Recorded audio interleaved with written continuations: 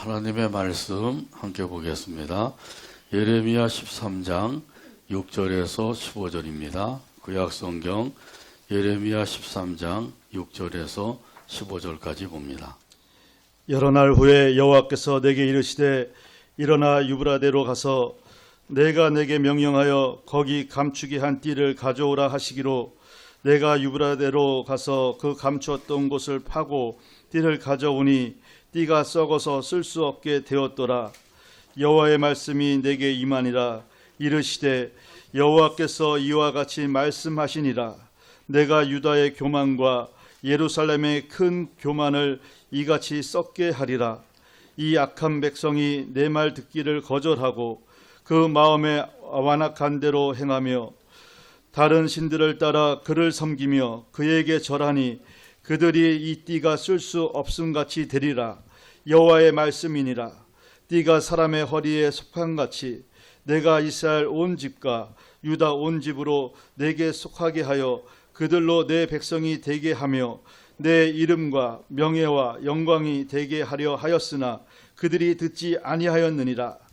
그러므로 너는 이 말로 그들에게 이르기를 이스라엘의 하나님 여호와의 말씀에 모든 가죽 부대가 포도주로 차리라 하셨다 하라. 그리하면 그들이 내게 이르기를 모든 가죽 부대가 포도주로 찰 줄을 우리가 어찌 알지 못하리요 하리니 너는 다시 그들에게 이르기를 여호와의 말씀에 보라 내가 이 땅의 모든 주민과 다윗의 왕위에 앉은 왕들과 제사장들과 선지자들과 예루살렘 모든 주민으로 잔뜩 취하게 하고 또 그들로 피차 충돌하여 상하게 하되 부자 사이에도 그러하게 할 것이니라. 내가 그들을 불쌍히 여기지 아니하며 사랑하지 아니하며 아끼지 아니하고 멸하리라 하셨다 하라. 여호와의 말씀이니라. 너희는 들을지어다 귀를 기울일지어다 교만하지 말지어다 여호와께서 말씀하셨음이라. 아멘. 찬양대의 찬양으로 하나님께 영광을 돌리고 화답하면서 은혜 나눕니다.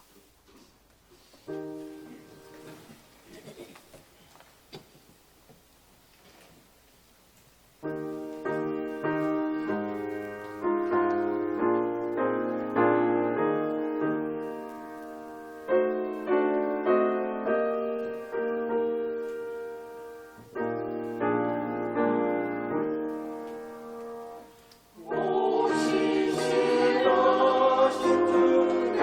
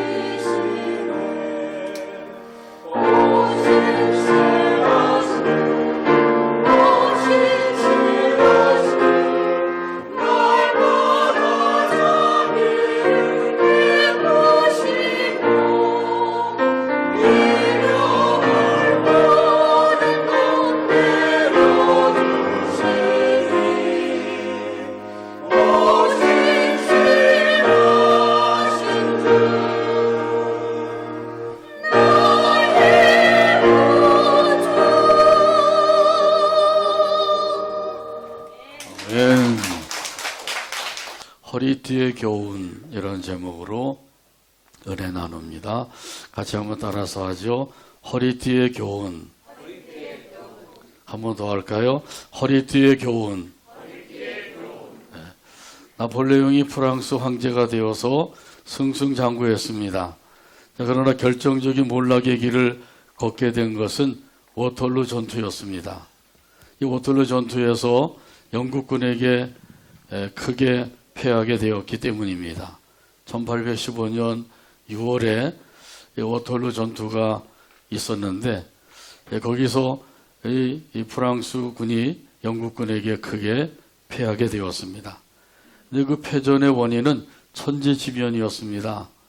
전투가 시작이 되었는데 갑자기 천둥번개가 치더니 소낙비가 퍼부었습니다. 그렇게 되니까 그 길이 모두 다 수렁으로 변하게 되었고 나폴레옹이 자랑하던 그 대포는 그 진흙탕에 박혀서 꼼짝달싹 하지 못하게 되었습니다. 나폴레옹이 그 하늘을 쳐다보면서 쏘아보았습니다. 그러나 어찌할 수밖에 없는 것이죠. 그래서 이 나폴레옹은 영국군에게 결국 항복을 하고 말았습니다. 그리고 대서양에 있는 세인트 헬레나 섬에 유배가 되었습니다. 그전에는 엘바 섬에 유배가 되었었는데 거기 탈출해서 나와서 다시 황제가 되었다가 또 전쟁을 일으켜서 대서양 세인트 헬레나 섬에 유배를 당하게 된 것이에요. 유배된 지 6년 만인 1821년에 세상을 떠나고 말았습니다. 아무리 막강한 군사력을 자랑을 하고 또 전략가라고 할지라도 어찌 할 도리가 없는 것이죠. 대자연 앞에서는 무용지물에 불과하다고 하는 사실이에요. 이 사실을 깨닫는 것이 참으로 중요한 것인데 이 대자연 앞에서 사람들은 힘을 쓰지 못한다고 하는 사실을 깨달을 때 겸손해지죠. 또 한 가지는 무엇보다도 대자연을 창조하시고 섭리하시는 하나님 앞에 설 때 더욱더 겸손해질 수밖에 없습니다. 자, 그러나 대자연의 위험도 모르고 창조주 하나님도 알지 못하는 사람들은 어리석은 자가 될 수밖에 없어요. 자, 그래서 결국 그 어리석음을 깨우쳐 주시기 위해서 하나님께서 말씀을 주셨습니다. 오늘 본문 6절에서 말씀합니다. 여러 날 후에 여호와께서 내게 이르시되 일어나 유브라데로 가서 내가 네게 명령하여 거기 감축에 한 띠를 가져오라 하시기로. 아멘. 하나님께서 예레미야 선지자에게 말씀을 하셨어요. 너는 가서 그 배로 만든 띠를 사서 허리에 띄어라. 그래서 말씀대로 했습니다. 그러자 이번에는 또 유브라데 강변에 가서 그 띠를 파묻어 두어라. 그래서 또 이번에도 말씀대로 행했어요. 그 여러 날이 지났습니다. 그때 하나님께서 또 예레미야 선지자에게 말씀하셨습니다. 이번에는 유브라데 강에 가서 그 강변에 파묻어 놓은 그 배로 만든 띠를 가져오너라. 그래서 이번에도 예레미야 선지자가 또 그 유브라데 강으로 가서 그 파묻어 두었던 그 배를 다시 끄집어내게 되었습니다. 여기서 우리가 먼저 알아야 될 것이 있죠. 그것은 예레미야 선지자의 순종입니다. 예루살렘에서 유브라데 강까지는 약 600km가 된다고 합니다. 서울에서 부산까지 가는 거리보다도 훨씬 더 먼 거리죠. 자, 그런 그 거리를 한 번 갔다 오고 또 두 번째 갔다 오고 이렇게 된 것이에요. 옛날에는 유브라데 강까지 가는데 아무리 빨리 간다고 할지라도 한 달쯤 걸리는 거리죠. 이렇게 먼 거리를 하나님께서 두 번이나 갔다 오라고 말씀하신 거예요. 이렇게 머나먼 길을 갔다 오라고 하는데도 예레미야 선지자는 그대로 순종을 하죠. 이스라엘에는 요단강이 있죠. 요단 강변에다가 파묻어 두라고 괜찮은데 유브라데 강에다 갖다 파묻어 두어라. 그 먼 데다 갖다가 그렇게 파묻어 뒀다 그걸 또 가지고 오너라. 이렇게 명령하신 거죠. 이런 명령에 이 예레미야 선지자가 순종했다고 하는 사실은 참으로 귀한 거예요. 선지자가 그냥 선지자가 되는 게 아니죠. 하나님의 말씀에 순종하는 선지자가 된 거예요. 순종할 때 하나님의 기쁘신 뜻을 깨달을 수 있는 줄로 믿습니다. 아멘. 순종할 때 하나님의 놀라운 역사를 체험할 수가 있는 줄로 믿습니다. 아멘. 때로는 하나님의 말씀이 이해도 되지 아니하고 용납도 되지 아니할 때가 있어요. 우리 머리로 이해가 되지 않고 용납이 안 된다고 해서 하나님의 말씀에 순종하지 않으면 될까요? 안 되겠죠. 하나님의 말씀이라고 하면 반드시 그 말씀에 순종해야 될 줄로 믿습니다. 아멘. 이것이 바로 우리들의 삶인 거예요. 하나님의 자녀가 되고 하나님의 백성이 된 사람의 삶이 바로 순종이라고 하는 사실이죠. 순종이 뭐보다 낫다고요? 네, 제사보다 낫대요. 알기는 잘 알고 계시네요. 순종이 제사보다 낫다고 하는 사실을 다시 한번 생각하면서 하나님께서 우리에게 말씀하신 그 말씀에 순종하며 살게 되기를 바랍니다. 아멘. 순종하며 살게 되기를 바랍니다. 아멘. 자, 그래서 하나님의 기쁘신 뜻을 깨달으시고 하나님의 역사하심을 체험하며 살게 되기를 바랍니다. 이것이 바로 믿음의 삶인 거예요. 말로만 믿는다 해가지고 되는 게 아니죠. 실제로 믿어야 돼요. 삶 속에서 믿어야 됩니다. 그것이 바로 하나님의 말씀을 믿는 삶이에요. 예레미야 선지자가 하나님의 말씀을 믿고 그 말씀에 순종한 것처럼 우리도 하나님의 말씀이라고 하면 반드시 그 말씀에는 순종해야 된다. 이 사실을 깨달으시고 말씀에 순종하며 살아가는 우리 모두가 되기를 주님의 이름으로 축복합니다. 아멘. 이 예레미야 선지자가 유브라데 강에 가서 그 파묻었던 그 띠를 캐내어 보았어요. 그랬더니 어떻게 되었다 그래요? 오늘 본문 7절에서 말씀합니다. 내가 유브라데로 가서 그 감추었던 곳을 파고 띠를 가져오니 띠가 썩어서 쓸 수 없게 되었더라. 아멘. 그 배로 만든 띠가 어떻게 되었다고요? 썩어서 쓸 수 없게 되었다 그랬어요. 이 강변에는 습기가 많기 때문에 빨리 썩게 된 것이죠. 자, 그러면 하나님께서 예레미야 선지자에게 그 실물 교육을 시키셨는데 그 실물 교육을 시키신 그 까닭이 무엇일까요? 그 까닭에 대해서는 오늘 본문 8절에서 9절 가운데 말씀합니다. 여호와의 말씀이 내게 임하니라 이르시되 여호와께서 이와 같이 말씀하시니라 내가 유다의 교만과 예루살렘의 큰 교만을 이같이 썩게 하리라. 아멘. 그 배로 만든 그 허리띠가 썩었던 것이죠. 이렇게 썩은 것 같이 유다의 그 교만과 예루살렘의 그 큰 교만을 썩게 할 것이다. 이렇게 말씀하셔요. 그 허리띠가 썩은 것 같이 그 이스라엘 백성들의 교만도 썩게 할 것이다. 하나님께서 예레미야 선지자에게 분명하게 말씀하고 계신 거죠. 이렇게 실물 교육을 통해서 아주 확실하게 그걸 깨달으라고 말씀하신 거예요. 이 교만이라고 하는 말의 히브리어는 게온이라고 하는 말이에요. 한번 따라서 할까요? 게온. 예. 이 말은 두 가지 의미가 있습니다. 하나는 부정적인 의미고 하나는 긍정적인 의미예요. 이 부정적인 의미는 오늘 본문 성경에 말씀하신 대로 교만이라고 하는 뜻이에요. 근데 긍정적인 의미가 있는데 이 긍정적인 의미는 탁월함이라고 하는 뜻입니다. 교만과 탁월함. 그 부정적인 의미와 긍정적인 의미가 전혀 다르죠. 먼저 여기 부정적인 의미로서 교만이라고 말씀하고 있는데 이 교만이라고 하는 것을 썩게 한다고 하는 사실은 하나님께서 징벌하시겠다고 하는 뜻이에요. 유다의 교만, 예루살렘의 교만을 징벌하겠다. 그런 의미로 말씀하신 거라는 거죠. 하나님께서 징벌의 칼을 빼어 드시면 얼마나 무서운지 몰라요. 이스라엘 백성들이 바벨론에 포로 잡혀갔죠. 포로 잡혀가서 몇 년 동안 포로 생활했어요? 그렇죠. 70년 동안 포로 생활했어요. 우리나라는 일제강점기가 36년인데 포로 생활 70년. 거의 배나 되죠. 이렇게 이스라엘 백성들이 바벨론으로 포로 잡혀가서 포로 생활을 하면서 정말 힘들고 어려운 그런 그 인간 대접을 받지 못하는 삶을 살았는데 그 까닭이 뭐냐면 교만했기 때문이라는 거죠.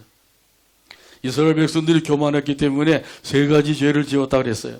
우상 숭배한 죄, 안식일을 범한 죄, 하나님을 의지하지 않은 죄. 이 세 가지 죄를 지었기 때문에 하나님께서 이스라엘 백성들, 하나님의 백성인데도 불구하고 바벨론으로 포로 잡혀가서 70년 포로 생활을 하게 하신 거예요. 이 세 가지 죄 우리가 명심해야 되겠죠? 한번 따라서 합니다. 우상 숭배죄, 우상 숭배죄, 안식일을 범한 죄, 안식일을 범한 죄, 하나님을 의지하지 않은 죄. 하나님을 의지하지 않은 죄. 이 세 가지 죄가 참으로 중요하다는 사실이에요. 하나님께서 이스라엘 백성들 얼마나 사랑하셔요. 그럼에도 불구하고 하나님께서 바벨론에 포로 잡혀가서 70년 포로 생활을 하게 하신 거예요. 그런데 이스라엘 백성들이 바벨론에 포로 잡혀갈 때까지도 무엇 때문에 포로 잡혀가야 되는지도 알지 못했어요. 70년 포로 생활하는 동안에도 왜 포로 생활을 하게 되는지도 모르고 있었어요. 깨달음이 없었던 것이죠. 왜 우리가 이렇게 포로 생활을 오랫동안 해야 되는지 그 사실을 모르고 지냈어요. 근데 70년이 되니까 그때서 비로소 이제 깨닫게 된 거예요. 얼마나 깨달음이 더딘지요. 속히 깨달으면 얼마나 좋겠어요. 우리가 부족하고 연약하기 때문에 어찌할 수 없이 하나님 앞에 짓는 죄가 있어요. 그 죄를 지었다고 할지라도 빨리 깨달으면 됩니다. 그래서 하나님께서 우리에게 깨달음을 주시기 위해서 말씀을 주신 거예요. 그래서 말씀을 읽거나 들을 때에 깨닫는다고 하면은 그건 최고로 깨닫는 거예요. 최고로 깨닫는 은혜가 되는 것이죠. 근데 하나님께서 이렇게도 깨닫지 못하면 징벌의 칼을 빼어 드셔요. 그때까지 있으면 안 되는 거죠. 빨리 깨닫고 돌이켜서 하나님의 은혜 안에 거하고 하나님의 약속된 복을 받아 누리며 살아가게 되기를 주님의 이름으로 축복합니다. 아멘. 이 교만이 얼마나 큰 화를 불러오는지 이런 사실에 대해서 오늘 본문에서도 말씀을 통해서 가르쳐주고 계셔요. 잠언 16장 18절에 보면 말씀합니다. 교만은 패망의 선봉이요 거만한 마음은 넘어짐의 앞잡이니라. 아멘. 이 교만과 거만한 마음, 이것은 가장 먼저 망하는 길이다. 이걸 말씀하셔요. 가장 먼저 망하기를 원한다고 하면 교만하라는 거죠. 거만한 마음을 가지라는 거예요. 근데 그렇게 하면 안 되겠죠. 그래서 하나님께서 가장 먼저 망하는 길로 가지 않도록 하나님께서 우리에게 말씀을 통해 가르쳐 주고 계신 거예요. 이 말씀을 통해 가르쳐 주시는데도 불구하고 계속해서 교만을 부리고 거만한 마음을 가지고 이루고 산다고 하면 이런 사람들은 대책이 없는 것이죠. 그러므로 내 마음속에 혹시라도 교만이 생기지 않았는가 이걸 늘 살펴봐야 돼요. 내 마음밭을 부지런히 살펴서 내 마음밭에 교만의 잡초가 돋아났으면 어떻게 해야 됩니까? 빨리 뽑아버려야 되겠죠. 이것이 토해버리는 거예요. 이 토해버리는 방법은 회개 자복하는 것이죠. 제 마음속에 교만의 잡초가 돋아났습니다. 이 잡초를 뽑아주세요. 용서해 주세요. 그러면 하나님께서 예수님이 십자가에 흘리신 보혈로 깨끗게 해주시는 줄로 믿습니다. 아멘. 또한 여기 히브리어로 이 개온이라고 하는 말은 긍정적인 의미에서 탁월함이라 그랬죠. 하나님께서 이스라엘 백성들을 세계 모든 민족 가운데서 특별히 선택을 해주셨어요. 하나님의 백성으로 삼아주셨어요. 거룩한 백성이 되게 하셨어요. 거룩한 하나님의 자녀가 되게 하신 겁니다. 그럼에도 불구하고 이 거룩한 백성이라고 하는 그 자리를 차버린다고 하면 그러면은 이제 다른 그 민족들보다도 못한 그런 민족으로 전락이 되고 만다고 하는 사실이죠. 이렇게 추락을 하면 안 되겠죠. 그래서 하나님께서 하나님의 백성, 하나님의 자녀 이런 그 영광스러운 자리에 앉혀주셨다고 하는 사실을 생각하고 이 자리를 박차버리면 안 돼요. 발로 차버리면 안 되는 것이죠. 자, 그래서 우리에게 또 말씀을 주신 거죠. 큰 영광을 쏟게 할 것이다. 여기 탁월함, 이것은 영광이라는 의미도 포함되어 있어요.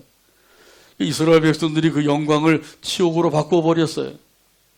하나님께서 저와 여러분도 구원해 주신 줄로 믿습니다. 우리를 구원해 주셔서 하나님의 거룩한 백성이 되게 해주셨어요. 하나님의 거룩한 자녀가 되게 해주신 거예요. 이것이야말로 저와 여러분에게 주신 큰 은혜요 영광인 줄로 믿습니다. 아멘. 근데 이 영광의 자리를 차버리지 말라는 거예요. 하나님의 백성, 하나님의 자녀, 이 이름이야말로 정말 영광스러운 이름이에요. 이 이름을 더럽히면 안 된다는 것이죠. 자, 이렇게 하려면 하나님의 말씀을 붙잡고 말씀을 따라서 살아야 됩니다. 그래서 하나님께서 계속해서 우리에게 말씀을 주고 계신 거예요. 이 말씀을 붙잡고 이 말씀 따라 살아라, 이런 의미에서 말씀을 우리에게 주신 거예요. 듣고 그냥 지식으로 쌓아두고 그걸 안다고 자랑하고 이렇게 하라고 주신 것이 아니라 그 말씀대로 살라고 주신 거예요. 그러므로 하나님의 말씀을 꼭 붙잡으시고 그 말씀 따라 살아가게 되기를 바랍니다. 그러려면 어떻게 해야 돼요? 베드로전서 5장 6절에서 말씀합니다. 그러므로 하나님의 능하신 손 아래에서 겸손하라. 때가 되면 너희를 높이시리라. 아멘. 한번 따라서 하죠. 그러므로 그러므로 하나님의 능하신 손 아래서 하나님의 능하신 손 아래에서 겸손하라. 겸손하라. 때가 되면 때가 되면 너희를 높이시리라. 너희를 높이시리라. 아멘. 아멘. 자, 이 말씀을 꼭 붙잡고 살게 되기를 바랍니다. 우리가 꼭 기억해야 될 것이 있는데 그것이 바로 하나님의 능하신 손 안에서 살고 있다고 하는 사실이에요. 하나님 없이 사는 게 아니에요. 하나님이 계신 가운데 사는데 하나님이 능하신 손 아래 살고 있단 말이죠. 이 사실을 기억하고 살 때 그 가운데 사는 사람은 겸손할 수가 있어요. 그렇지 아니하면 늘 교만에 빠질 수밖에 없습니다. 나는 교만하지 말아야지, 아무리 다짐하고 또 다짐한다고 할지라도 이게 안 되죠. 하나님의 능하신 손 아래서 살고 있다, 이 사실을 깨달을 때 우리가 겸손해질 수가 있습니다. 찬송가 534장 3절에 보게 되면 이런 말씀이 있죠. 이런 가사가 있어요. 겸손한 자 찾도다 모시어 드리세, 하늘에서 부르네 모시어 드리세, 좋은 자리 드리고 주실 은혜 구하세, 하늘나라 세우세 모시어 드리세. 찬송가 534장 3절 가사를 생각하면서 함께 찬양합니다.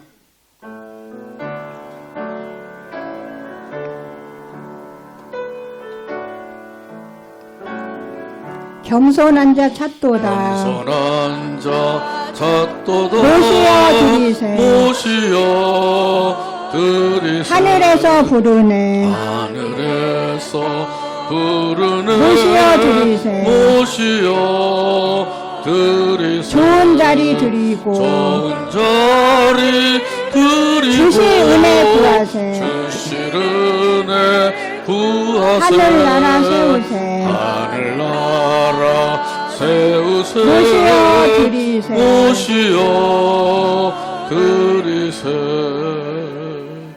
아멘. 하나님께서 겸손한 자를 찾으신다고 말씀하고 있죠. 자, 그러므로 교만을 버리고 겸손히 섬기며 살게 되기를 바랍니다. 이 겸손한 자에게 하나님께서는 은혜를 부어주신다고 약속해 주셨어요. 반면에 교만한 자는 어떻게 하신다고요? 물리치신다고 그러죠. 대적하신다고 말씀하셨어요. 야고보서 4장 6절에서 말씀합니다. 그러나 더욱 큰 은혜를 주시나니 그러므로 일렀을 때 하나님이 교만한 자를 물리치시고 겸손한 자에게 은혜를 주신다 하였느니라. 아멘. 교만한 자는 물리치시고 겸손한 자에게는 은혜를 주신다고 약속해 주신 거예요. 이 약속을 믿고 이 믿음 안에서 겸손히 섬기며 살게 되기를 바랍니다. 아멘. 겸손히 섬기며 살게 되기를 바랍니다. 아멘. 자, 그런데 이스라엘 백성은 어떻게 했나요? 이스라엘 백성들은 교만했다고 하는 사실이에요. 그것을 깨닫게 하시기 위해서 예레미야 선지자에게 2번이나 명령을 하신 거죠. 허리띠를 띄워라. 그 띠를 유보라된 강변에다 파묻어 두어라. 또 여러 날 후에 다시 그것을 캐내어 가지고 오너라. 이렇게 말씀하신 거죠. 자, 그러면 이스라엘 백성들이 어떻게 교만하게 되었는지 이 사실은 오늘 본문 10절에서 말씀합니다. 이 악한 백성이 내 말 듣기를 거절하고 그 마음에 완악한 대로 행하며 다른 신들을 따라 그를 섬기며 그에게 절하니 그들이 이 띠가 쓸 수 없음 같이 되리라. 아멘. 이스라엘 백성의 교만함이 그 세 가지로 말씀하고 있는 거죠. 거절함, 또 완악한 행동, 우상 숭배, 요 세 가지를 지적해 주셨어요. 한번 따라서 하죠. 거절함, 완악한 행동, 완악한 행동, 우상 숭배. 우상 숭배. 이 첫째는 거절함이죠. 무엇을 거절했다는 거예요? 하나님의 말씀을 거절했다고 말씀하셔요. 하나님께서 선지자들을 통해서 계속해서 말씀을 들려주시죠. 주 너희 하나님을 사랑하라, 마음을 다하여 섬겨라, 경배하라, 영광을 돌려라. 아멘도 안 하시네요. 이스라엘 백성들하고 비슷하신 것 같아요. 하나님께서 이렇게 말씀하시면 아멘 하고 순종해야 되죠. 주 너희 하나님을 사랑하라, 아멘. 마음을 다하여 섬겨라, 아멘. 경배하라, 아멘. 영광을 돌려라. 아멘. 아멘하고 이렇게 하시면 됩니다. 근데 이스라엘 백성들이 선지자들을 통해서 계속해서 이렇게 말씀을 들려주셔도 그 말씀을 듣지 않고 거절했다는 거예요. 그것이 바로 이스라엘 백성들의 교만이라고 하는 거죠. 이 교만한 사람은 하나님의 말씀을 안 들으려고 그래요. 하나님께서 아무리 말씀하셨다고 그래도 그거 그냥 귓등으로 듣고 흘려보내는 거죠. 또 어떤 사람들은 그 하나님의 말씀을 잔소리로 여기는 사람들이 있어요. 아이고 하나님께서 왜 이렇게 잔소리가 많으신가. 한마디만 하셔도 알아들 텐데 알아듣지도 않으면서도 한마디만 하려도 알아들 텐데 왜 이렇게 잔소리가 많으신가. 이렇게 여기는 사람도 있죠. 때로는 어떤 사람들은 하나님의 말씀을 농담으로 여기는 사람도 있어요. 창세기 19장에 보게 되면 두 천사가 소돔성을 멸망시키려고 소돔성에 찾아왔어요. 그때 롯이 발견을 하고 그들을 집으로 모셔서 극진히 대접을 했습니다. 이런 사실을 성 사람들이 알고 찾아와서 이렇게 이야기하는 거예요. 그 사람들을 내놓아라. 우리가 그 사람들과 상관하겠다. 여기 상관하겠다고 하는 것은 동성연애 하겠다는 거예요. 그 당시 그 옛날에도 동성연애가 있었다는 거죠. 지금도 동성연애가 있죠. 그 소수자들인데 그들을 불쌍히 여기는 마음은 있어요. 그 위해서 기도하고 그들이 제정신을 차리고 제 마음을 가지고 정상적인 생활을 하도록 우리가 선도를 해야 돼. 그걸 옹호하고 도와주고 이렇게 해가지고 되는 게 아니라는 거죠. 잘 모르는 사람들은 아이고 소수자들을 좀 사랑하는 마음으로 돌봐줘야 되지 않느냐. 하나님의 말씀에 어긋난 거예요. 창조 질서에 어긋난 거예요. 이걸 우리가 깨달아야 돼요. 그때 이제 천사가 롯에게 말을 했습니다. 여호와 하나님께서 이 성을 멸망을 시키려고 하시니까 내게 속한 사람들 다 데리고 성 바깥으로 나가라. 그래서 롯이 그 딸들과 결혼하기로 약속한 사위들을 찾아갔어요. 예비 사위들이죠. 이들을 찾아가서 천사의 말을 전해 주었습니다. 그때 이 사위들이 어떻게 했다고요? 그 말을 농담으로 여겼다는 거죠. 이런 사실은 창세기 19장 14절에 보면 말씀합니다. 롯이 나가서 그 딸들과 결혼할 사위들에게 말하여 이르기를 여호와께서 이 성을 멸하실 터이니 너희는 일어나 이곳에서 떠나라 하되 그의 사위들은 농담으로 여겼더라. 아멘. 그 사위들이 농담으로 여기다가 어떻게 되었다고요? 소돔성과 함께 멸망을 당하게 된 거예요. 그 멸망을 당할 줄도 알지 못하고 하나님의 말씀을 농담으로 여기고 있었던 것이죠. 이거 얼마나 어리석은 거예요. 또 이 교만의 두 번째 모습이 있는데 완악한 행동이에요. 말과 행동이 악했다고 하는 사실이죠. 그래서 비방하는 말, 중상모략하는 말, 지금은 가짜뉴스 이런 것들로 인하여서 얼마나 악한 말로 사람들을 혼동시키는지 모르죠. 폭력과 폭행이 또 자행되고 이런 일들이 벌어지고 있어요. 이것이 모두 다 악한 행동들이에요. 또한 세 번째 교만의 모습은 우상숭배이죠. 하나님께서 이스라엘 백성들을 세계 모든 민족 가운데서 특별히 선택을 하신 거예요. 너희들은 하나님의 백성이다. 너희들은 하나님의 거룩한 자녀다. 하나님께서 그렇게 말씀하셨어요. 그럼에도 불구하고 이 백성들은 하나님을 섬기지 아니하고 우상을 섬기게 된 거죠. 우상이라고 하는 것은 사람의 손으로 만들어서 그걸 만들어 놓고 그게 신이라고 섬기는 거예요. 얼마나 어리석은 모습이에요. 그러니까 우리가 하나님을 섬기며 사는 것이 얼마나 귀한 것인지, 이런 모든 것들이 이스라엘 백성들의 교만이었다고 하는 사실이에요. 그래서 하나님께서 이스라엘 백성들의 그 교만에 대해서 깨닫게 하시기 위해서 예레미야 선지자를 통해서 강변에다가 띠를 파묻어 두게 하고 다시 또 꺼내오게 하고, 그래서 그 썩은 그 띠를 보게 하신 것이죠. 이 허리띠의 교훈이 여기 있는 거예요. 그래서 하나님께서 이스라엘 백성들의 그 교만을 깨닫게 하시기 위해서 이런 일들을 이루게 하셨다고 하는 사실이죠. 저와 여러분에게 이런 일까지 시키면 안 되겠죠? 그러기 전에 깨달아야 돼요. 이 허리띠라고 하는 것은 의복을 갖추어 입을 때 얼마나 중요한 것인지. 바지를 입었는데 허리띠를 띠지 않았다. 그럼 어떻게 해야 돼요? 그걸 붙잡고 다녀야 되죠. 흘러내리면 그거보다 더 창피한 일이 없는 거죠. 치마를 입었는데 허리띠를 안 하고 입었다. 흘러내리면 큰일 나는 거죠. 자, 그러니까 이 허리띠가 얼마나 중요한 것이에요. 하나님께서 이처럼 이스라엘 백성들을 존귀한 민족으로 택하여 주셨다고 하는 사실이에요. 이런 사실은 오늘 본문 11절에 말씀합니다. 여호와의 말씀이니라. 띠가 사람의 허리에 속함같이 내가 이스라엘 온 집과 유다 온 집으로 내게 속하게 하여 그들로 내 백성이 되게 하며 내 이름과 명예와 영광이 되게 하려 하였으나 그들이 듣지 아니하였느니라. 아멘. 이 하나님께서 이스라엘 민족을 이렇게 허리띠와 같이 아주 존귀한 그 민족으로 삼아 주셨다고 하는 말씀이에요. 그런데도 이스라엘 백성들은 그 하나님의 이름을 더럽히고 하나님께서 주신 명예와 영광을 발로 차버리고 그리고 이렇게 죄 가운데 빠지게 되었다고 하는 사실이죠. 그러니까 하나님께서 이스라엘 백성들을 이렇게 존귀한 자로 삼아주신 것처럼 하나님께서 저와 여러분도 존귀한 자로 삼아주신 줄로 믿습니다. 그것이 바로 하나님의 백성이 되게 하신 것이고 하나님의 거룩한 자녀가 되게 하신 거예요. 이것은 참으로 우리에게 주신 놀라운 하나님의 은혜의 영광입니다. 이 사실을 알지 못하는 사람들은 그 이름을 더럽히며 살 수밖에 없는 거죠. 그래서 하나님께서 이렇게 하나님의 이름을 더럽히고 망령되게 일컬고 이렇게 살게 되면 전혀 진노하시는 거예요. 그래서 결국은 징벌의 칼을 빼어드시겠다고 말씀하신 거죠.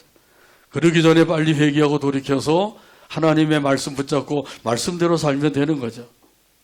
이스라엘 백성들의 이러한 모습은 우리가 흔히 하는 얘기로 굴러온 복을 차버리게 된 것이죠. 굴러온 복을 차버리는 사람, 얼마나 어리석은 사람이에요. 하나님께서 이렇게 귀한 그 은혜를 주셨으면 그 은혜를 알고 그 은혜 가운데서 하나님을 잘 섬기면 되는 거예요. 하나님의 말씀 붙잡고 그 말씀 따라 살면 되는 겁니다.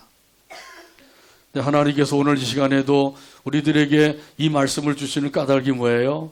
이것은 우리로 하여금 교만을 버리고 겸손함으로 섬기며 살라는 것이죠. 그래서 굴러온 복을 차버리는 일이 없도록 하라고 하는 말씀이에요. 이렇게 사는 것이 복된 삶이 되는 줄로 믿습니다. 그러므로 우리 속에 혹시라도 교만이 있다고 하면 이 시간 다 내어버리시고 겸손한 마음으로 섬기게 되기를 바랍니다. 아멘. 이런 사실은 잠언 18장 12절에서도 말씀합니다. 사람의 마음에 교만은 멸망의 선봉이요 겸손은 종기의 앞잡이니라. 아멘. 겸손은 종기의 앞잡이니라, 길잡이니라 이렇게 말씀하죠. 자, 그러니까 이 교만과 겸손의 그 결말이 어떠한지를 아주 극명하게 우리에게 보여주셨어요. 자, 이런 그 사실을 우리가 분명히 깨닫는 게 중요한 것이죠. 그래서 또 잠언 29장 23절에도 보면 비슷한 의미로 또 말씀하셔요. 사람이 교만하면 낮아지게 되겠고 마음이 겸손하면 영예를 얻으리라. 아멘. 교만하면 어떻게 된다고요? 낮아진대요. 겸손하면 어떻게 되나요? 영예를 얻는다고 말씀하셔요. 하나님께서 분명하게 우리에게 말씀해 주신 거죠. 아주 확실하게 말씀을 주신 거예요. 이 말씀을 꼭 붙잡으시고 이 말씀 따라서 살아가게 되기를 간절히 바랍니다. 아멘. 이 교만한 자를 여기 오늘 본문에 보면 술 취한 자로 비유해서 말씀을 하셨어요. 오늘 본문 14절에서 말씀합니다. 또 그들로 피차 충돌하여 상하게 하되 부자 사이에도 그러하게 할 것이라. 내가 그들을 불쌍히 여기지 아니하며 사랑하지 아니하며 아끼지 아니하고 멸하리라 하셨다 하라. 여호와의 말씀이니라. 아멘. 이 교만한 이스라엘 백성들 좌충우돌하면서 서로 상하게 하시겠다고 말씀하셔요. 부자 관계에서도 서로 상하게 만드시겠다고 말씀하고 있는 거죠. 그러니까 좌충우돌하는 나라가 되면 이 나라가 망할 수밖에 없어요. 좌충우돌하는 부자 관계가 되면 그 가정이 망할 수밖에 없는 거죠. 교회도 마찬가지고요. 이 교만하게 되면 좌충우돌하며 살 수밖에 없다는 거죠. 서로 상하게 되고 서로 망하게 되는 거예요. 이 교만을 버리라고 말씀하신 거죠.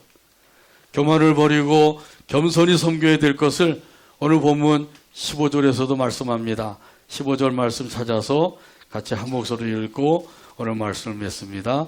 너희는 들을지어다 귀를 기울일지어다 교만하지 말지어다 여호와께서 말씀하셨습니다. 아멘. 기도합니다. 하나님 아버지 감사합니다. 오늘도 사랑해 주시고 인도해 주셔서 아버지 하나님께 영광 돌리게 하여 주시고 또 말씀을 받게 하여 주시니 감사합니다. 주신 말씀대로 교만을 버리고 겸손히 섬기며 살아가는 우리 모두가 되게 하여 주시옵소서. 예수님의 이름으로 기도하옵나이다. 아멘.